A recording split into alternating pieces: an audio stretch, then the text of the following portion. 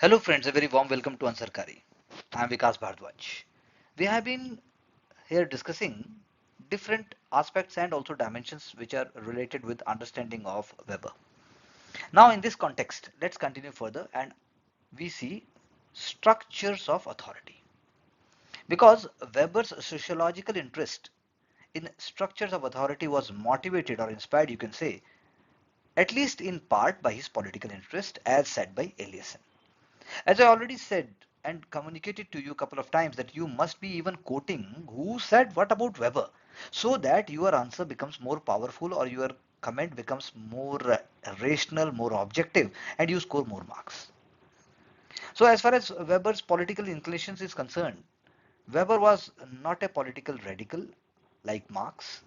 He is often called as the bourgeois Marx because there are similarities in the intellectual interests of Marx and Weber, and as well as there are very different political orientations.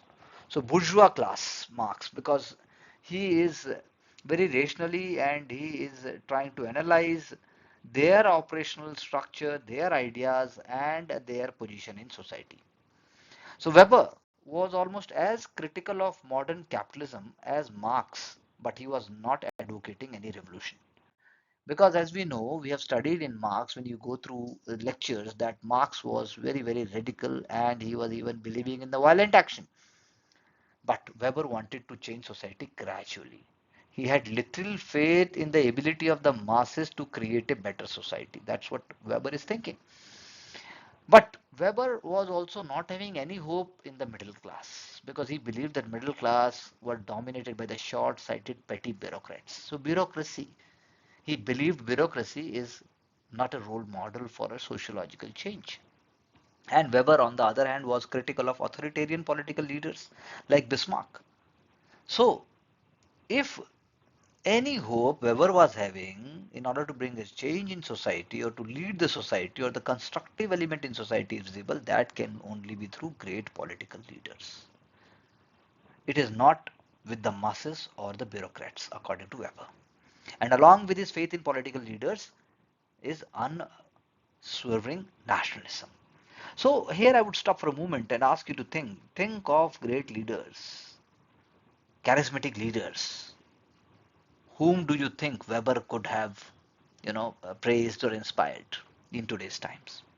On one hand, there has to be certain elements which we'll be discussing. On the other hand, you have to have very great devotion, very great patriotism or nationalism, as we say.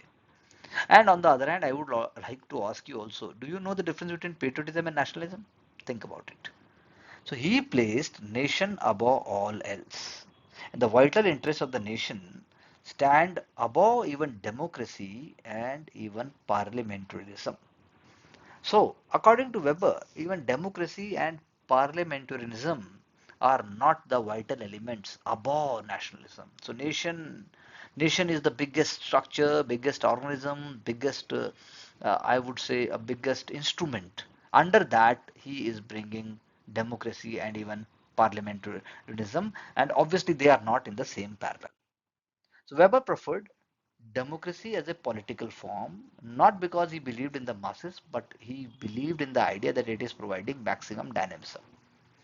Why he is thinking it is providing maximum dynamism? Because obviously in democracy there is definitely in so many ways there are role of masses, and it is the best milieu to create and generate political leaders, as said by Mommsen.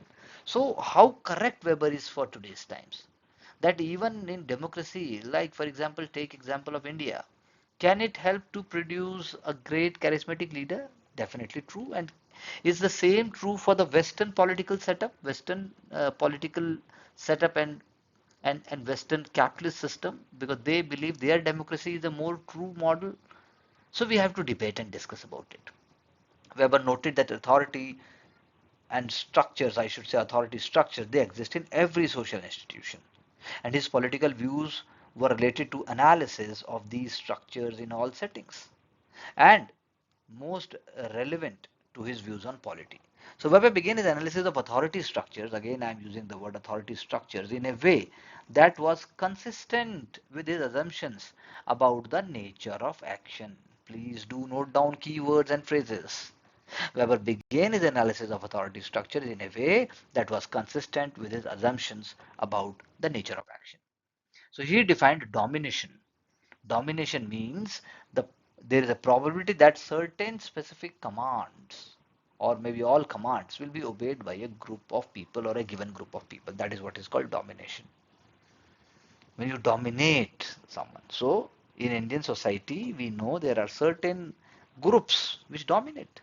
Certain groups have historically dominated. There have been perpetual injustices, social injustices also. And on the positive side also we have to see. So domination can have a variety of bases. As I just said, there can be a legitimate domination and there can be an illegitimate domination. So police, if you say police forces or police as an institution, it is having both legitimate and illegitimate. But Weber was interested in the legitimate forms of domination and what he called authority. So, as I just gave you an example, so police, in its real sense, in its formal sense, in its constitutional sense, in its professional sense, is an authority because it is legitimate. But what concerned Weber was what a central role in much of his sociology. What role, what played a central role, what concerned Weber, I would again repeat, and what played a central role in much of his sociology was the three bases on which authority is made legitimate to followers. What are the three bases? These three bases on the basis of which legitimacy is created, that is rational, traditional, and charismatic. These are the three bases. And in defining these three bases, Weber remained fairly close to his ideas on individual actions as we have discussed in our previous lecture, but he moved to large scale structures of authority in making them understand. So Weber is very consistent and it is a very pragmatic and a smart way. So authority legitimized on rational grounds rests on a belief in the legality of enacted rules and the rights of those elevated to authority under such rules to issue commands. Okay, very important, very deep statement Weber is claiming. He is again, I am repeating for you, authority legitimized on rational grounds. The basis for that, or you say it rests on the belief in the legality of enacted rules. That's how the district collector is having an authority. That's how he must be followed. That's how municipal commissioner must enact. And the right of those elevated to authority under such rules to issue commands. That's how they can issue commands. That's why when we say nobody must obstruct public servant to do their duty. So authority legitimized on traditional ground. The second base is based on an established belief in the sanctity of immemorial traditions. Matra Bhakti, Pitra Bhakti, Gaon, Kha Panchayat and so forth. And the legitimacy of those exercising authority under them, for including Pradhan and leaders and so forth. And finally, third form is the authority legitimized by the charisma, rest on the devotion of followers to exceptional sanctity, exemplary character, heroism, or special powers. For example, the ability to work miracle. That is what is believed, and as well as on the normative order sanctioned by them. What kind of social order, what kind of political order, what kind of values and ideas they are promoting. So these three things, as we discussed, one is on the rational grounds, other is on traditional grounds, and third is on the charismatic, or you can say the devotion of followers. All of these modes of legitimizing authority clearly imply individual actors at the base and their thought processes and actions. So three keywords are there which you must be writing down: individual actors, thought processes, and actions. But Weber, when he was thinking about authority, he moved quite far from an individual action base, as we will see as we are discussing further, and he discussed authority structures erected on the basis of these types of legitimacy. So authority structures created on the basis of rational, traditional, or even charismatic, basis. In that, he is not talking about the individual actions. He is actually talking about these structures. So first one, like we say, the rational legal authority, it can take variety of structural forms, but the form that most interested, you know, bureaucracy. That most interested was bureaucracy, which he considered the purest type of exercise of legal authority. So there can be structural forms where regional legal authority is there, but bureaucracy is one among them. Can you make a list or can you think of other two, three forms where you can say that these are also rational legal authority, but the bureaucracy is one of the purest type of exercise among them? Ideal typical bureaucracy, let's discuss this. This is what is the key to understanding. Weber depicted bureaucracies in ideal typical forms. So from purely technical point of view, what is a bureaucracy? So bureaucracy is capable of attaining the highest degree of efficiency. Now we say our bureaucracy is so inefficient, our bureaucracy is suffering from so many lacunas and lethargy, but when we are talking in theoretical terms, bureaucracy is capable of attaining the highest degree of efficiency if he is going if he or she is going to work in that way, and it is in this sense formally it is the most rational known means of exercising authority over human beings. So for example, bureaucracy, uh, it is the job of bureaucracy to create and to make sure it is an implementing agency that a policy must be implemented which will help farmers to, to have crop insurance. Now what word we are using here is the highest degree of efficiency. Now that informal gap is there or that deviation is there, that is what Weber is not talking about. Weber is keeping in mind the Western bureaucratic setup. He is there also, he is talking about the obstacles, but then here what we are starting to understand first is that bureaucracy is capable of attaining, हो सकता है ऐसा, highest degree of efficiency. So it is superior to any other form in precision, that we agree. It's very precise, from passport to, Jandan Yojana to National Highway Authority of India to airports and to what not. In stringency, whether it is UAPA, whether it is, foreign currency regulation, or whether it is, RBI Act and so forth, its discipline, the way it works and its reliability. It's, लोगों को विश्वास है. So it thus makes possible a particularly high degree of calculability of results. अगर ठीक से किया जाए, then India is going to become a विकसित Bharat, India is going to become a developed country, India is going to cut down on inequality, Gini coefficient में फर्क आएगा, India is going to also make sure that, social justice is there, India is also going to make sure that, you know, we are actually a more equal and more liberal and more positive society अगर सही में हो. So, high degree of calculability of results for the heads of the organization and for those acting in relation to it. So, it is superior both in the intensive efficiency and the scope of its operations. Obviously, I need not to explain this. Scope of operations, you can think of the government of India, it is the biggest company as such, and is formally capable of application to all kinds of administrative tasks. All kinds, yes, very true.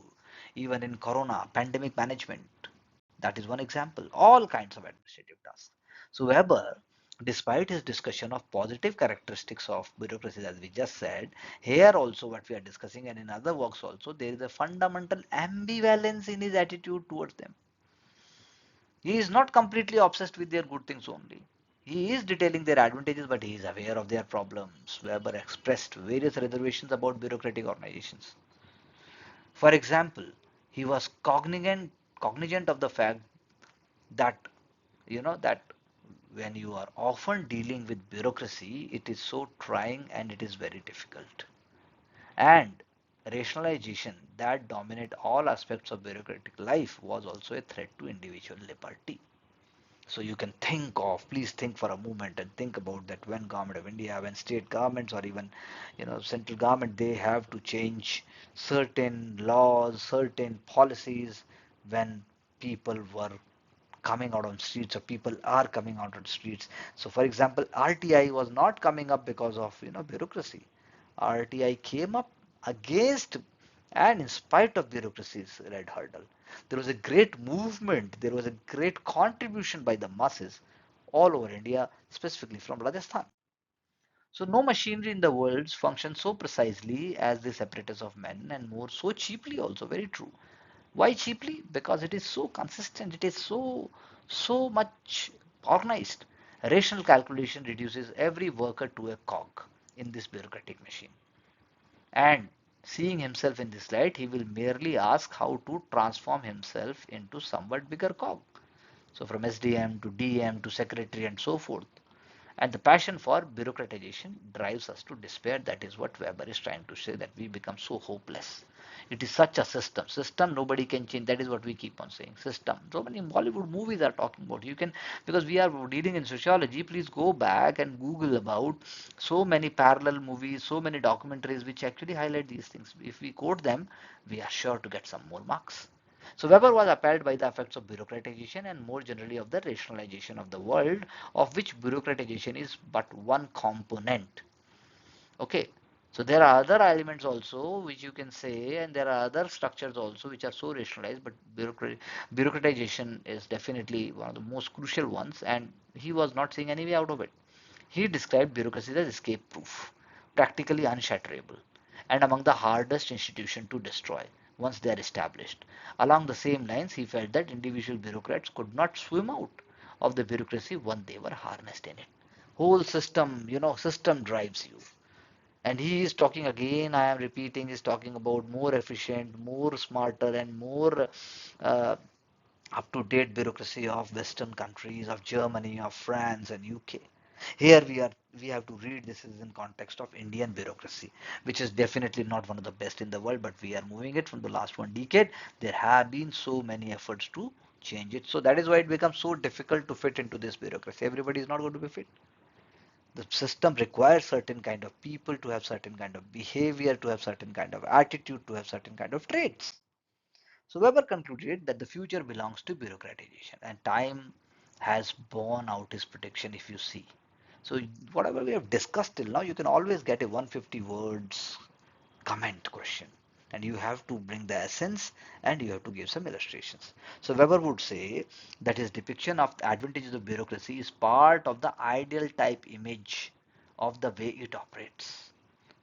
So it is part of the whole ideal type image. The ideal type bureaucracy is purposeful exaggeration of the rational characteristics of bureaucracies. Such an exaggerated model is useful for heuristic purposes, as we have seen that how important it is to understand the concepts, like in the previous lecture we have seen. And it is saying that the model that I'm trying to convey here in his words, he says that this is an exaggerated form and it is useful for heuristic purposes and for studies of organization in the real world. But it is not to be mistaken for a realistic depiction of the way bureaucracies actually operate, like I was telling you. So in the realistic depiction, bureaucracies will not be exactly operating the way he's talking, because there will be so many deviations, and that is what he wants you to understand. Weber distinguished ideal type bureaucracy from the ideal typical bureaucrat. Please, okay, ideal typical bureaucracy, ideal typical bureaucrat. He conceived bureaucracy as structure and of bureaucrats as positions within those structures. Okay, bureaucracy is a structure, bureaucrat is a position. He did not, as his action orientation might lead us to expect, okay, he is not offering any social psychology of the organizations or even of the bureaucrats who inhabit those bureaucracies, as a, because this is the job we will see is done in the modern symbolic interaction, or you could say modern symbolic interactionists might do. He is not bringing the social psychological aspect of the same. He is only talking about bureaucracy as a structure and bureaucrats as the position within that. Ideal typical bureaucracy is a type of organization. Its basic units are offices organized in a hierarchical manner with rule functions and written documents and the means of compulsion. Please, very much, very key words. And that is what we also try to work in our pedagogy. That is why I also ask my students to, communicate, write, and so forth, because that is what is required also later on. And all of these are of to varying degrees large scale structures that represents the thrust of Weber's thinking. After all, he could have constructed an ideal typical bureaucracy that focused on the thoughts and actions of individuals within the bureaucracy. So there is a whole school of thought in the study of organizations that focus precisely on this level rather than on the structures of bureaucracy. Whereas Weber is focusing on structures of bureaucracy, there are other schools of thought which are focusing on the aspects which are missed out by Weber or which Weber left out. What are the major characteristics of the ideal typical bureaucracy or the organization structure on which Weber is working? Let's see. It's a continuous organization of office functions. Very true. It is bounded by rules. Very true. Kartavya. Each office has a specified sphere of competence, very true. What ED is going to do, what income tax is going to do, what housing is going to do, what forest is going to do, what conservation is going to do, what rehabilitation is going to do. The office carries with it set of obligations to perform various functions, the authority to carry out these functions, and the means of compulsion required to do the job. You have to do it, definitely. These offices are organized into hierarchical system. We agree with that. There is a whole hierarchy from the top to bottom. The offices may carry them technical qualifications. It is also required. Engineering services are there, and then town planning office is there, and so forth. And that require the participants to obtain suitable training. Training is also given. The staff that fills these offices does not own the means of production. Very true. They are there as long as officer is there. If one officer is transferred, many junior staff, they are also transferred. Staff members are provided with the use of those things that they need to do the job. Very true. That is why new officer comes up and he settles down very quickly and there is no disruption. The incumbent is not allowed to appropriate the position. You are not going to carry the position with you. That is why once the position is over, your aura, your all kind of paraphernalia, everything is over. It always remains part of the organization. As long as you are with the power, as long as you are in the position, that is only you are going to do. So administrative acts, decisions and rules formulated and recorded in writing. That is very true. But are there any alternatives? Because bureaucracy is one of the rational structures that is playing an ever-increasing role in the modern society. But is there any alternative to the bureaucratic structure? That is what Weber is also asking. That is what I am also asking. That is what UPC is also going to ask you. Indirectly, Weber's clear and unequivocal answer to that is there is no possible alternative. The needs of mass administration is the key. You can give this answer in the personality test also. The needs of the mass administration makes it completely indispensable. The choice between bureaucracy and dilettantism in the field of administration. So here what dilettantism is, when you are superficial, when you are immature, when you are doing it as a hobby, when you are doing it as an amateurish way, all these things which are very very much different from bureaucracy. So you can say whatever elements you can attribute to bureaucracy, you cannot attribute it to dilettantism. Because dilettantism is being a hobby, being immature, being sluggish, being casual, being immaturish and so forth. That is not how administration can be run. So although we might admit that bureaucracy is an intrinsic part of modern capitalism, we might ask whether a socialist society could be different, because we are talking in context of the modern capitalist society, like the way Western capitalist model, like the way if we speak about even mixed economy with respect to India. But will it be feasible and more successful in case of a socialist society? Is it possible to create a socialist society without bureaucracy and bureaucrats? Once again, Weber was unequivocal. He was saying that when those subject to bureaucratic control, those subject means socialist structure when we are talking about, and they subject to bureaucratic control and seek to escape the influence of existing bureaucratic apparatus. This is normally possible by only creating an organization of their own. And when they will be creating an organization of their own, which will be also equally subject to the process of bureaucratization. So Weber believed that in case of socialism, there will be an increase and not a decrease in bureaucratization. Think about what happened to USSR. Think about the satellite countries of the Eastern Europe. So if socialism were to achieve a level of efficiency comparable to capitalism, it would mean a tremendous increase in the importance of professional bureaucrats, which is not the case in case of socialistic society. Because in case of socialistic society, you can say that leader is also bureaucrat and bureaucrat is also leader. There is no hierarchy, there is no system as such. That is why in capitalism, owners are not bureaucrats. But can you say the same thing about the socialistic society? Therefore, one can restrain bureaucrats in case of capitalistic system by rules and by politicians. But in socialism, even the top level leaders would be bureaucrats. Weber thus believed that even with its problem, capitalism presented the best chance for the preservation of individual freedom. Individual freedom will be more curtailed, more crushed in case of a socialistic society, and creative leadership will also not be there. So please do mention that who is saying it. For example, Mommsen is quoting Weber. So we are once again at a key theme in Weber's work, his view that there is a really no hope for the better world. That's what we are saying. So socialists can only make things worse by expanding the degree of bureaucratization in society. They are not going to provide an escape. They are not going to provide a better view. So Weber noted, no summer's bloom lies ahead of us. He was so gloomy, but rather a polar night of icy darkness and hardness, no matter which group may triumph externally now. So he is not happy either with bureaucracy in a capitalist system. He is not happy with even the structure created in socialistic structure, but he is saying that we have to move on. So if there is some hope may be there with the modern Western capitalist system. But you can note down this quote because this can be coming up directly in your comment type question or other questions, and you can also remember this also when you quote it. But is there any hope? Any hope in Weber's work? And if there is some hope, it is a small one. It is that professionals who stand outside bureaucratic system can control it to some edge or some degree. In this category, Weber is including professional politicians, scientists, intellectuals, and even capitalists as well as supreme heads of bureaucracies. Supreme head of bureaucracies means like chief secretary, secretary, and so forth. So there is a whole direction. Here I would also like to add judiciary in case of India. For example, Weber said that politician must be a countervailing force against bureaucratic domination. They must act for the masses' welfare because bureaucracy is going to prevail otherwise.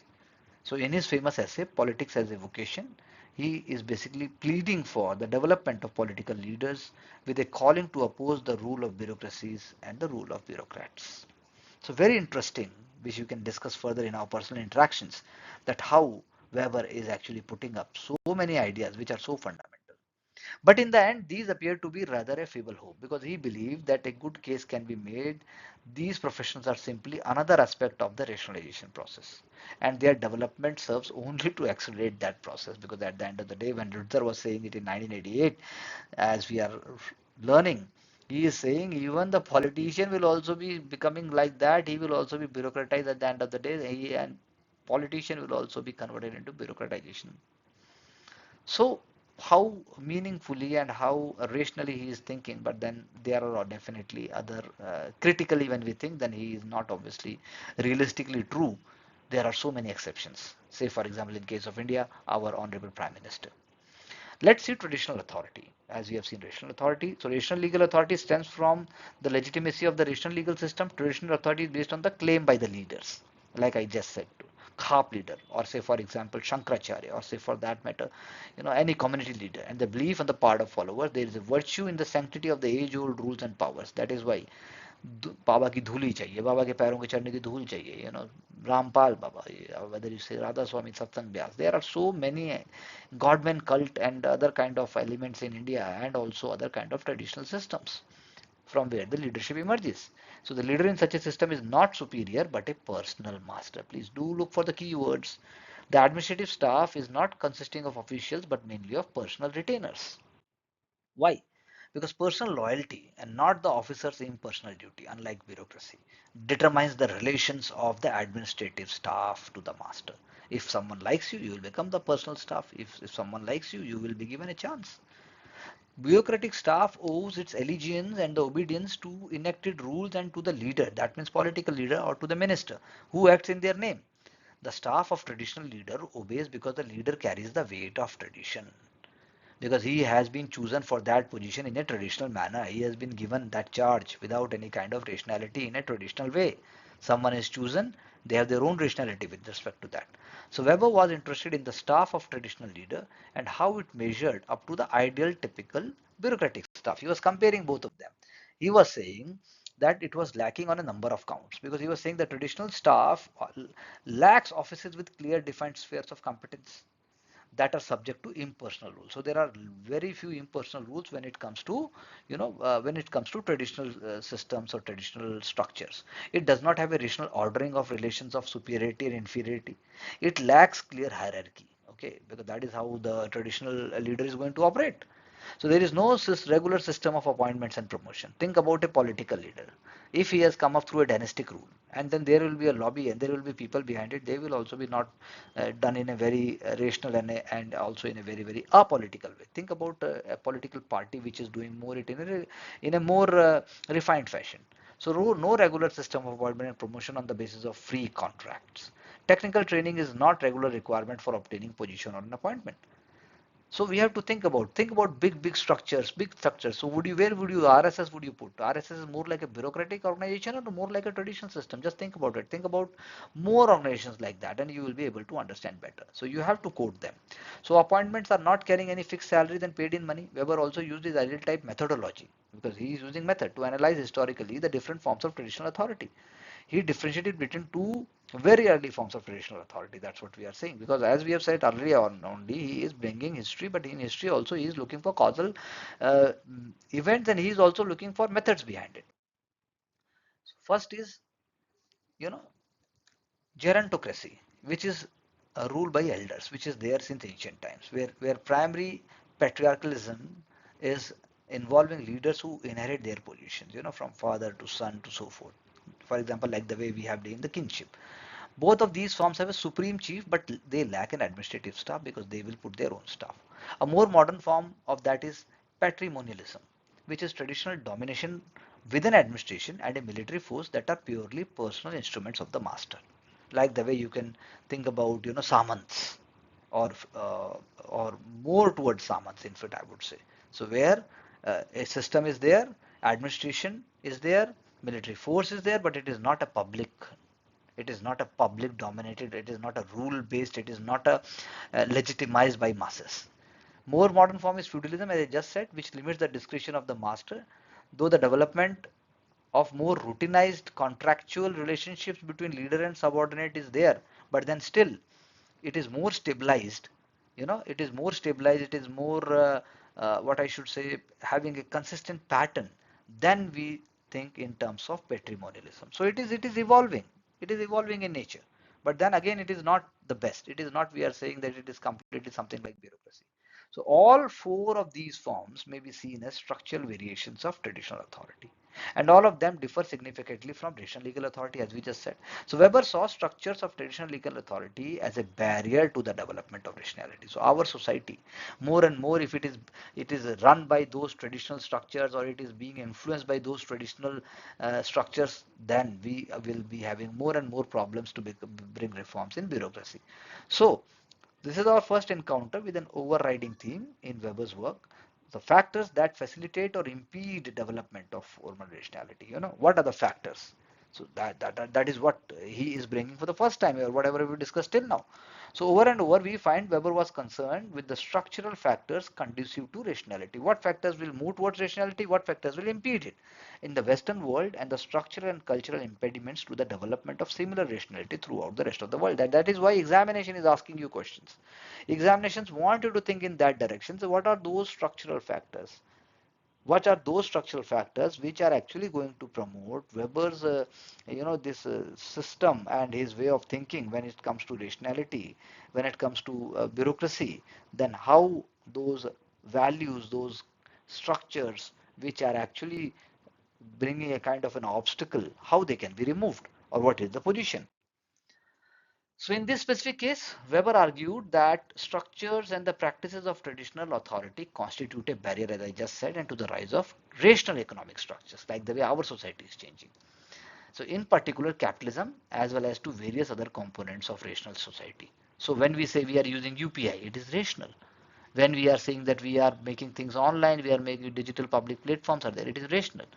Even patrimonialism, which is a modern form of traditionalism, as we just said, while permitting the development of certain forms of primitive capitalism, does not allow the rise of highly rational type of capitalism, which is the characteristic of the modern West, and definitely now India is also moving towards it. So now when we today say that we need a private sector to rise above it, we need bureaucracy. Can bureaucracy stop coming of the GCC?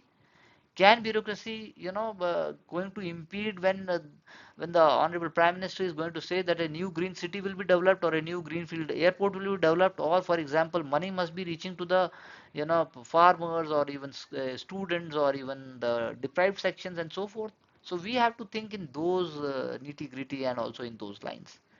Now let's see charismatic authority. Charisma is a concept that has come to be used very broadly, as said by Ada, Totev, and Wagner and Basu. I'm giving you these other names so that you can remember them and you can also quote them. The news media and the general public are quick to paint to a politician, a movie star, a rock musician that he is a charismatic, or he is a charismatic individual. So charisma, we have heard this word now so number of times. This person has got a charisma. What is that actually? But this, they most often mean that the person in question is endowed with extraordinary qualities. The concept of charisma plays an important role in the work of Max Weber, but his conception was very different from that understood by the lay people today. So Weber did not deny that a charismatic leader may be an outstanding person and having an outstanding characteristics, but he believed that charisma was more dependent on the group of disciples and the way they define the charismatic leader as said by D.N. Smith. So he is of the view that there are a large number of followers and they also want to see the leader in a certain way, then leader will behave in that way. So how far you will put our honorable prime minister in that regard, or he is creating his own path, or he is actually followed by the followers, or he is actually following what his followers wants. So to put Weber's position bluntly, if the disciple define a leader as charismatic, then he or she is likely to be a charismatic leader irrespective of whether he or she actually possesses any outstanding traits. That's what he's that's what Weber is putting it bluntly. So if the disciple define someone as a leader and as a charismatic leader, then he or she is likely to be charismatic leader because the disciple is thinking so and disciple is actually believing so, whether the person is having those outstanding traits or not. This is one of the uh, viewpoints put up by Weber.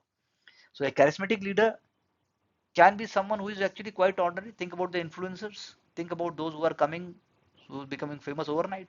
So what is crucial is the process by which such a leader is set apart from the ordinary people and treated as if endowed with supernatural, superhuman, and at least exceptional powers or qualities that are not accessible to common people or ordinary people. That is what is the whole point. The process. What is the process? How you are saying that this person is different, this person is awesome, this person is an amazing superstar or whatever it is. So that is why Weber, when discussed about charisma and revolution, because to Weber, charisma was a revolutionary force, one of the most important revolutionary forces in the social world, whereas traditional authority clearly is inherently conservative. We know that the rise of charismatic leader may well pose a threat to that system. That system means that traditional system as well as to the rational legal system, that is bureaucratic system, and lead to a dramatic change in that system. Don't you think whatever we have said in this para we have witnessed in India in the last 1 decade with the coming of the honorable prime minister between 2014 to 2025, that's what we are discussing. So what distinguishes charisma as a revolutionary force is that it leads to change in the mind of actors. It causes subjective or internal reorientation of the same thing. Whether you think about demonetization, whether you think about GST reforms, whether you think about, you know, uh, PM Mitra Bark, whether you think about anything, Jan Aushadhi Yojana, same thing is there, but there is an internal reorientation and there is a subjectivity in the minds of the people. Such changes may lead to a radical alteration of the central attitudes and direction of action with completely new orientation of all attitude towards different problem of the world. So problem is same, but a charismatic leader forces you to think in a different way, and charismatic leader forces you to, acknowledge the problem and try to identify solution or try to solve that problem also in a different way. So don't you think that even Rahul Gandhi, when we speak about his Bharat Jodo Yatra and so that he was also supposed to be or seen to be acquiring more charisma than before. Think about other leaders. Think about in other fields. Although Weber was here discussing the changes in the thoughts and actions of individuals, because I am talking about the individuals means people here, those who will be believing their leader is changing or their leader is more charismatic, that's how that is. Such changes are clearly reduced to the status of dependent variables. Obviously, there are dependent variables. So Weber focused on changes in structure of authority, and when the changes are there, there is rise of charismatic authority. So when such a new authority or structure emerges, it is likely to change people's thought and actions dramatically, like the way I've just been discussing. The other major revolutionary force in Weber's theoretical system is the one with which he was much more concerned, that is formal rationality. So, as we just said, charisma is an internal revolutionary force that changes minds of actors. Weber saw formal authority as an external revolutionary force that changes the structure of society first, like bureaucracy we were talking, and then ultimately the thoughts and actions of individuals. Swachh Bharat Abhiyan. There is more to be said about rationality as revolutionary force. Later we will discuss about it, but this closes the discussion of charisma as a revolutionary factor. As we have said, it is an internal revolutionary factor because Weber had very little to say about it. And charismatic organizations and the routinization of charisma in his analysis of charisma is very important to understand because Weber, he as he, as he understood and explained traditional authority, like in context of the ideal typical bureaucracy, similarly he also discussed about the routinization of charisma. He sought to determine to what degree the structure of charismatic authority, what degree the structure of charismatic authority, including disciple staff, it is differing from bureaucratic systems. He is comparing basically charismatic authority on one side and bureaucratic system on other side. That is comparing to ideal typical bureaucracy, as I just said. The staff of the charismatic leader is actually lacking virtually on the counts, as we said in the beginning, that what kind of qualities and traits an ideal typical bureaucracy would have.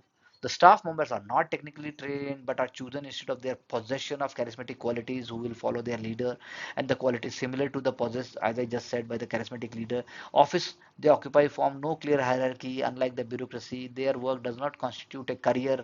There are no promotions, clear appointments or dismissals. Think about Donald Trump. Think about the leaders he is picking up. Uh, think about uh, you know the second rung or the third rung influencers or the leaders of the lobby which is there, and that's how he is putting up, because Donald Trump himself is having a great charisma. So the charismatic leader is free to intervene whenever he or she feels very true and that the staff cannot handle the situation. Then he will come up in the picture, like in case of FBI, like in case of certain kind of murder, like in case of certain case of, like the way uh, Federal Reserve is actually working. If he don't like it, he will try to change it. He will try to influence even judiciary. So the organization has no formal rules, no established administrative organs, and no precedent to guide the new judgments. But we are not saying that Donald Trump is just a charismatic leader in a traditional sense. He is a charismatic leader who is actually trying to change and trying to alter the balance of power and also the world rule games, so that he is able to justify the rules also, and he is also able to create a legacy, and he is also able to fulfill the agenda on which he is working.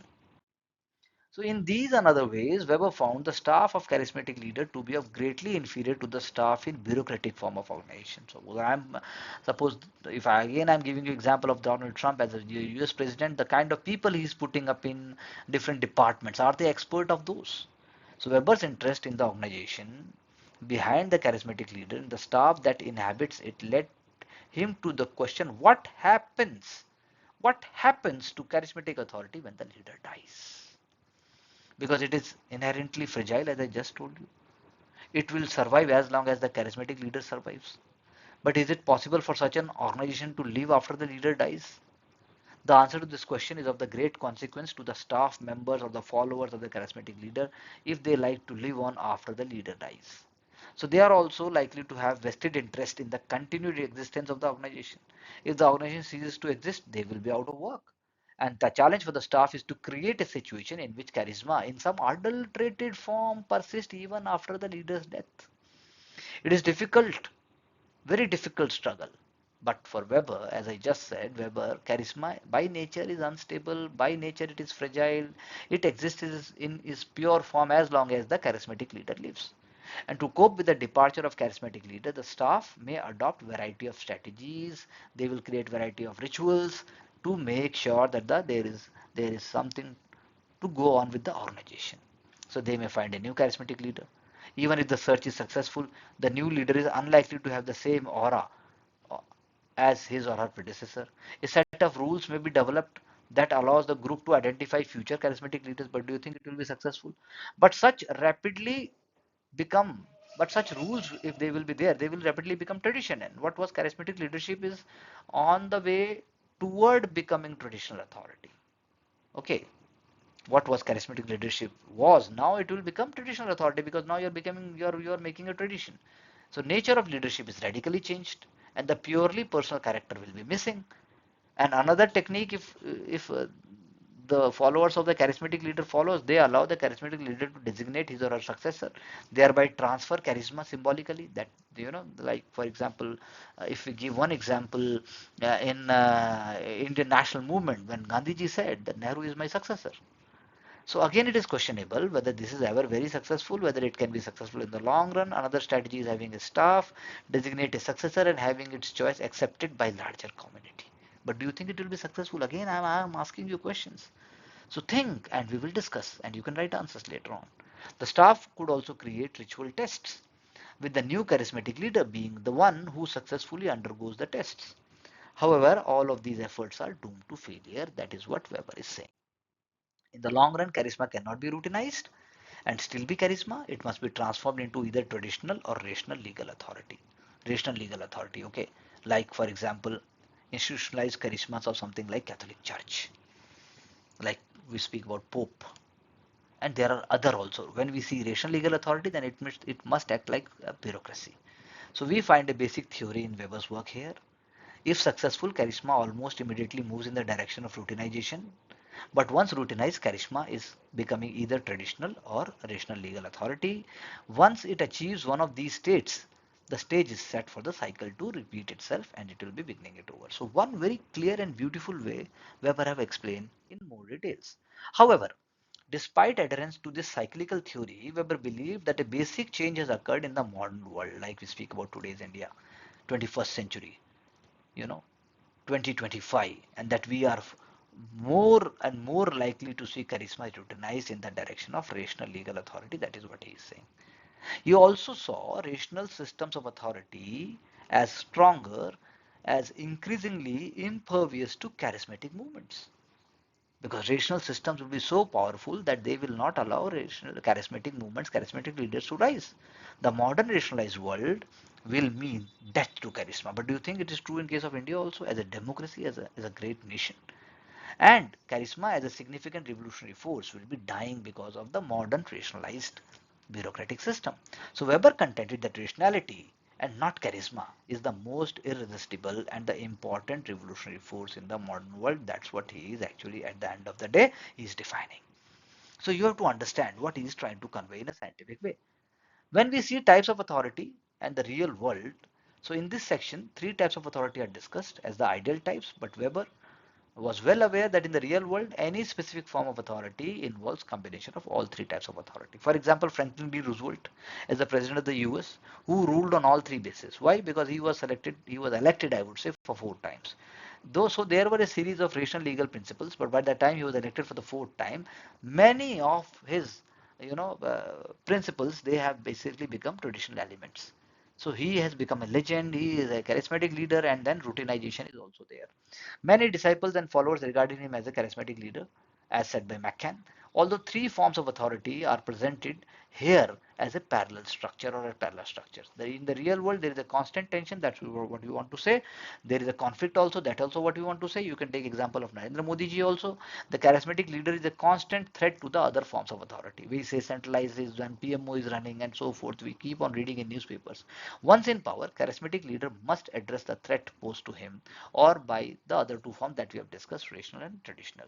Even if charismatic authority is successfully routinized, then there arises the problem of maintaining its dynamism. That is what also we have said, and its original revolutionary qualities, which are so difficult to continue. So then there is a conflict produced by the constant development of the rational legal authority. Like the way we say bureaucracy becomes very powerful, bureaucracy is not. Sometimes we also listen, like in Maharashtra or, for example, in Uttar Pradesh, that bureaucracy is running. Chief minister has become inaccessible even to the member of legislative assemblies and so forth, and the threat it poses to the continued existence of other forms. If Weber was right, if we say so, we might face a future in which the tension among three forms of authority is eliminated and a world of uncontested hegemony of rational legal system, that is a traditional bureaucratic typical system, will be there, and that is what he says will be iron cage of totally rationalized society, and that is what was worrying Weber a lot, and he was saying that the only hope lies with isolated charismatic individuals who manage to avoid the coercive power of society through bureaucracy. So, but a small number of isolated individuals, he believed, they hardly represent a significant hope in the face of increasing powerful bureaucratic machine. But I believe that in case of India, it is not true, and that is why Weber is partially wrong over here. Rationalization, many scholars have realized that rationalization lies at the heart of Weber's substantial sociology. That is what we started talking about, his contribution. And as Karlberg put it, it is the case that Weber's interest in a broad and overarching theme, the specific and peculiar rationalism of the Western culture and its unique origins and development, that is what he had discussed, and it stands at the center of his sociology. He is actually thinking, working and bringing that. But when we are writing in India, in context of the Indian culture, Indian bureaucracy, Indian society, Indian democracy, Indian charismatic leaders, you have to bring our own sociological developments also. So however, it is difficult to extract a clear definition of rationalization. Very true. From Weber's work, we can't actually exactly pinpoint. Weber operated with a number of different definitions of term. He often failed to specify which definition he was using in a particular discussion. So he has given us a broad idea. I have given you a broad idea, broad keywords, and also what Weber was thinking and why he was thinking so. And you have to bring certain illustrations and you have to argue, substantiate, and illustrate. As we saw earlier, Weber did define rationality, that we have seen. He differentiated between two types, the means and end of rationality and value rationality. But these concepts refers to type of actions. You got type. Value rationality is a type of action. They are the basis of, they are the basis of Weber's large scale sense of rationalization. They are the basis. Value rationality and means and rationality. Like you are following a process, you are following certain norms, you are running a certain organization, and there are certain values, and on those values rationality is derived. Similarly, you have a certain goal to achieve, then in order to achieve those goals, and means and ends are there. So Weber was interested in far more than fragmented actions and orientation, as we said in the beginning. His main concern was with regularities and patterns of actions within civilizations, institutions, organizations, strata, class, and groups. Regularities and patterns of action. You go to previous lectures and you will find that we are actually repeating the same thing. We are actually being very consistent. And in fact, if we see our previous lectures also, then we have to agree that we have also discussed everything in a very rational and objective manner. So Donald Levine argued that Weber was interested in objectified rationality. That is the action that is in accord with some processes of external systematization, some process of external systematization, and Kalber performed a useful service. That's what we can say. So we have discussed in very detail and also in a smart way this very, very important topic we have covered with this context of Weber. I believe and sincerely hope that you're going to write it in your own words, and then you're going to make sure short notes are there, and then on the top of it you're going to revise it systematically, thereby bringing key ideas in answers. And we are going to discuss once you are thorough and once you are done with these elements. Thank you very much and see you soon in the next lecture.